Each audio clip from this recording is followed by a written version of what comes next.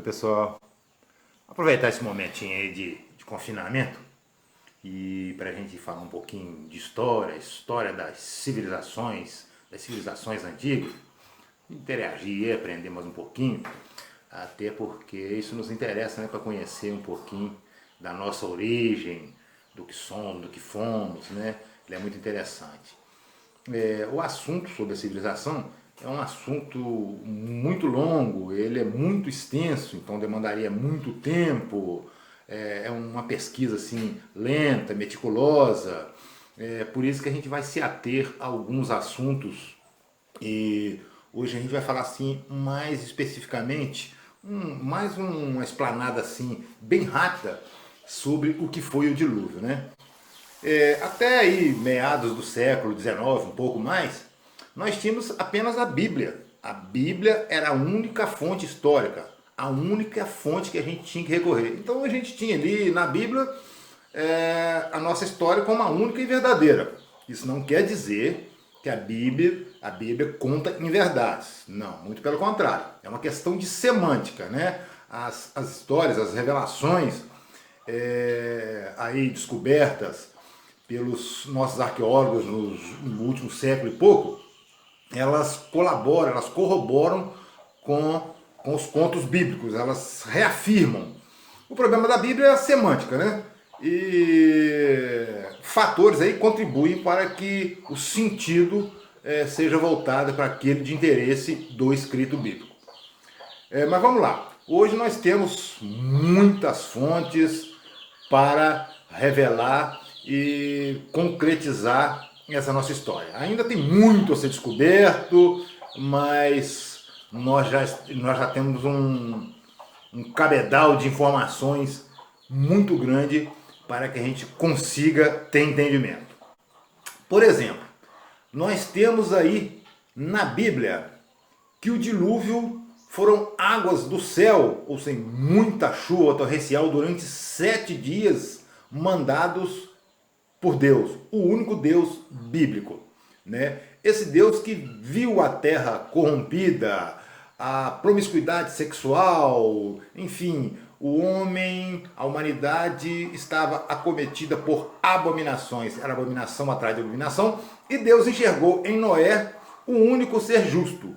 Por isso ele decidiu não exterminar a humanidade e pouparia Noé, sua família e outros seres vivos para que após o dilúvio essa vida na terra desse continuidade. E assim foi feito, determinou, instruiu Noé como fazer a arca, né? Explicou para Noé o que aconteceu, que estava acontecendo com a humanidade. Enfim, cumprido a determinação divina, Noé fez a arca, as chuvas começaram, durante 7 dias a terra foi inundada e a nossa arca foi parar no Monte Ararat. 152 dias, 150 dias depois, Noé pisa em terra firme. Correto? Os contos acadiano e sumério, eles são parecidos, só muda o nome dos personagens e eles corroboram com a Bíblia. Eles reafirmam o que a Bíblia diz de uma forma diferente, com outro entendimento. Que para os acadianos e os sumérios não é um Deus único, mas deuses. Esses deuses são os Anunnakis, os Néfilins. Anunnakis e Néfilins, eles são termos que direcionam para esses seres. Eles são usados assim em momentos históricos, é uma questão de hierarquia divina também desses deuses. E historiadores, eles evidenciam esses deuses como seres de outro planeta, né? O planeta Nibiru. Mas esse é uma outra história, um outro assunto complexo. Voltando ao dilúvio, vamos chamar o Noé dos Sumérios de Utnapishtim. Era o Noé dos Sumérios. Então, o que conta a história do dilúvio pelos Sumérios? O mesmo motivo para exterminar a humanidade era a indignação dos deuses. Os deuses viam uma humanidade promíscua, uma humanidade que se independeu, que ficou independente desses deuses, é uma humanidade que se perdeu, e os deuses, numa assembleia, resolveram aproveitar um cataclisma que estava por vir para deixar perecer a humanidade. Entende-se, segundo os historiadores, né, há esse entendimento, há essas evidências, que eles não provocaram, esses deuses não provocam esse evento. Eles têm conhecimento científico de que, através das mudanças climáticas e tal, que haveria uma inundação. Esses detalhes também dessa inundação, que vem de derretimento de geleiras na eras interglaciais, também é um assunto assim mais complexo que nós vamos contar depois. Mas o interessante é que esses deuses, numa reunião, decidiram. Porém, um deus chamado Enki, ele era aí, nos contos, conhecido como o criador do Homo sapiens. Ele era geneticista. Então ele era cientista e ele fez a criação da humanidade. E ele não queria ver a sua criação extinta.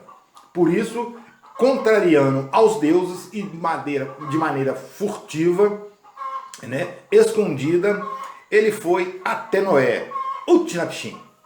E lá ele expôs parte da situação para Noé, avisando a Noé do grande cataclisma.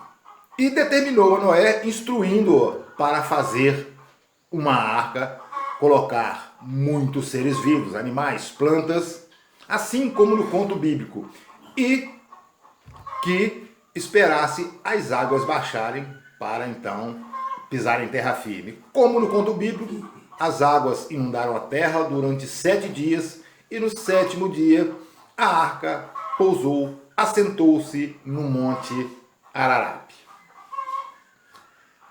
150 dias depois, os 3 contos, nós temos um épico de Gilgamesh que também relata esse dilúvio, essa situação envolvendo os deuses, o Deus e a humanidade. O fato que eles concordam, todos os contos concordam, que 150 dias depois, Noé pisa em terra firme e a vida na terra tem o seu recomeço.